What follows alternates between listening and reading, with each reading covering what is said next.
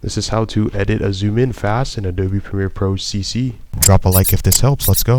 Learn passive income concepts. Click the link down below. Simply put, let's say you want to edit this video clip, or should I say we're going to zoom in, position and scale, go to the right of the clip. Let's say we move this to the right, we're basically zooming in, as you can see. And simply put, if we add a cut or if we add a marker M on the keyboard, if you want to edit this zoom in, it's quite simple. Go to Effects Control. If you don't have this, go to Windows and then Effects Control.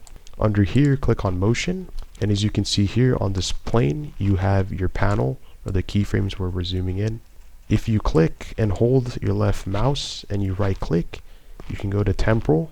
You can go to Ease Out, highlight here, Temporal, Ease In, and see how it zooms in differently. If you want a more cinematic effect, or if you'd like to edit this or the zoom, select and highlight, and you can even move this to the right so it basically takes longer to zoom in. Or if you want as well, you can mess around with the different settings on motion. You can click here. We're going to add a rotation mid-frame. We're moving this, and we're basically just moving this to the left or to the right. Completely for free in Adobe Premiere Pro.